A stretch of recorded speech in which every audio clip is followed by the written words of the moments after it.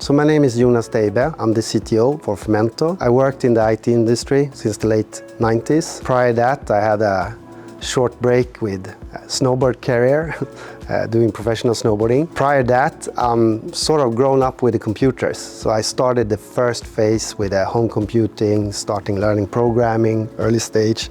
I think I wrote my first program 82, 83, very early, and sort of always been interested in what you can do with computers and the data around it. We're a tech company. We have really high quality of education and engineers at our company. We recently ISO 9001 certificate, also ISO 27001, which is for information security. The first one is for quality. We are also compliant to DORA, Digital Operation Resilience Act, and that's something that we're bound to be in order to operate. We as a company experience a lot of the AI pressure that's around us now. We encourage to use AI. We use it a lot. We see it as a sort of extension of our mission, what we can do with the data. But we also do traditional data science. We have statistics. We sort of combine the whole mixture there, and that's where I think the magic can happen. We're very bleeding edge, and we're also traditional. We're very humbled. We have respect what's happening now in terms of regulations and AI Act as well. It's a competitive landscape. We try to see how can we make our customers shine? How can we simplify for them? We don't say no, we say yes. But again, going back to in the sort of frames that we have, ISO certifications, DORA, AI Act, regulatory stuff. So our primary clients is banks. We serve banks with sort of credit assessments. We have a partnership with UC and Enable Banking. A lot goes through them.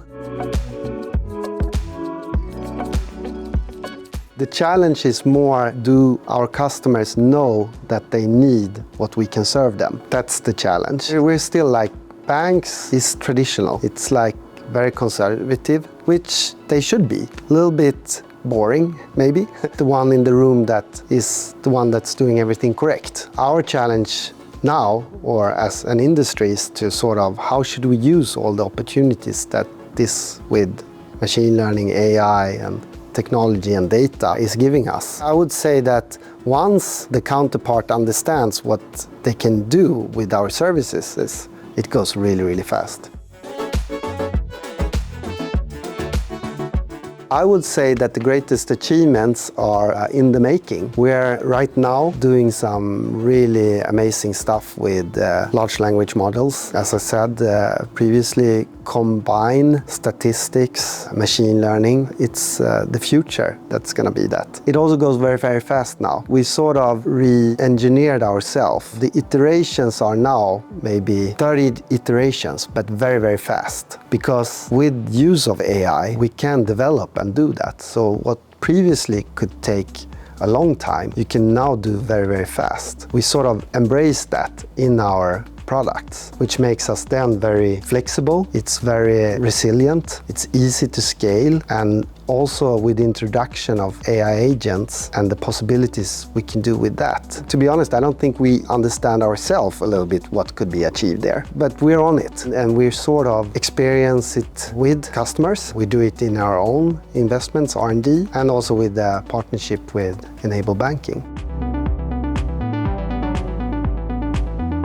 So we use open banking to get the PSD2 data, and the PSD2 data will give us the transactions. From that, we can give insights, we can see patterns. These patterns can then be used in different applications, for instance, credit assessment. So the best part of working with Enable Banking, I would say it's convenient, it's stable, it's simple because it's documented. We're software engineers. We talk software engineer language to software engineers as it's expected, and it just works, which is nice. The evolution of data and technology in general has so fastly grown. The volumes are just tremendous, large. And the more compute power you get, the more you can do with that. What you could do a few months ago was impossible. You can do now. And that's the super interesting part. So for instance, now when all the new large language models has been released, it's mostly or almost daily basis there's something new, and it gives you that sort of dopamine kick. There's never ending. And the trick here is also you have a great vision what you want to do and want to achieve, but also you need to hold back yourself a little bit, because you can easily spend more hours than the day has on this. Fun times. I like to see that if you divide what's happening different phases, and I think we're right now in the AI sort of phase where there's I don't think we understand what could be done in just a few months, what's going to happen next year, because engineering, the sort of data science around it goes so fast now. If you can help people, say for instance you have a student, he doesn't maybe have the credit scoring, the history or anything like that, but the person has his first job, he has an income, he might fail in the sort of traditional credit scoring, but with data you can improve them, and you can quite easily do that, and it's pretty accurate the way we calculate this. And that's sort of interesting cases. Another sort of cases you can do as well is to just make sure the quality. So if you, for instance, say something, you can always verify it against the data. And if there's some sort of misinterpretations or something that's maybe not fit there, you can always talk to the person then and see and connect the dots, so to say. The interesting part with all this, it's that its majority is driven from America or China. There's maybe not too much happening in Europe. There's initiatives. We're behind in Europe. There's pros and cons with this. We still have this sort of integrity. You can be sure that the data stays where you claim to be. It might not be shared to third parties or, anything like that. So the trick here is to sort of use whatever produced in America or in China, try to get it work in Europe as well. And that I find very interesting and challenging as well. There's a need of, figuring out the balance there. I think that Europe will catch up.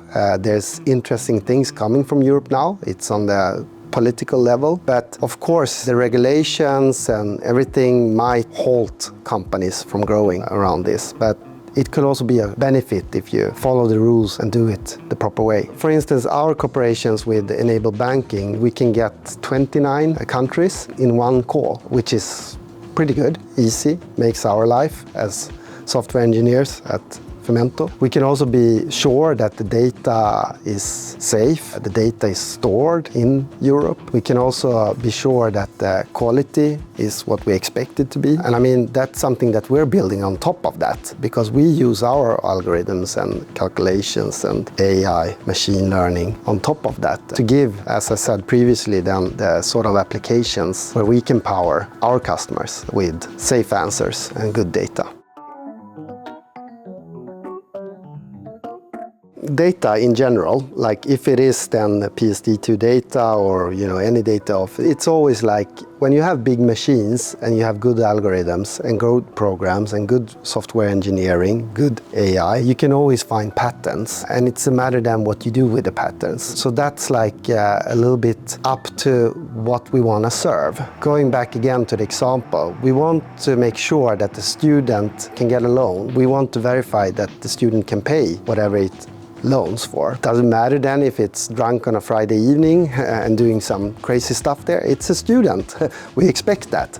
But as long as they can pay according to the patterns, of course, you can put different flags, you can do any earlier detection warnings or whatever. There's tons of things you can do there. But it's a matter of what we do with actual applications, the source of truth. And that's also something that we as an industry, we need to have clear responsibilities and be clear what we say in the terms and conditions for the services that we use. Oh, 5 years. That's like 30 years of if you just go back. 5 years, it's gonna be like, well, we're gonna get LLMs with unlimited memory. It's gonna be AI agents that's gonna be able to do stuff from A to Z and remember what's in between as well. The challenge right now is that you can tell an AI or a large language model to read a book. It will give you a summary. The problem is that it will probably just give you the summary from the beginning and the end of the book. It will sort of miss the middle because it's not there. But that sort of LLM will be there in the next month, maybe. I guess, as I said before, we will embrace this, we will use it, and we will be on the bleeding edge, tech company, and take customer demands and make great products out of it. The challenges banks have with regulations and how we should allow all the technology that's out there, especially around AI, will be one of the biggest challenges. I also think that the challenge for banks is that they will meet new players. Competition will be harder for them. I would say that the traditional banks will always be there somehow, but they will start to adopt. They already start to adopt to what's coming up, but that will be a challenge for them as well, how they should embrace this. I would say more open banking, more data. Make data open source, or like make it open. Make sure that you can own your own data, you can share it. You can choose from a sort of a catalog of services. I want to use my data for this. So you as a customer can get benefits from it and also get the right services. That would be awesome. I would say our superpower is the combination that we have a great team, we have the technology, we embrace the technology, we use it, and we also have great customers. So all this in combination makes us very, very rapid. That's our superpower. I would say that you need to know your customer, obviously. Get the sort of right expectations from your customers, and then you partner up with someone. It could be us, for example, and then focus on the customer needs and let someone like us take care of the technology challenges and what you can do with the AI, machine learning, statistics and everything. That advice I would give. It's hard to become a niche player. Even if a lot of knowledge will be somehow replaced with AI, there's still gonna be humans. It's hard to find good, skilled software engineers that like to do this. I would say partner up with someone. We're easy to get in touch. LinkedIn, email. If you're serious and if you're like, want to explore what the possibilities is with PSD2 data and AI and machine learning, feel free to reach out.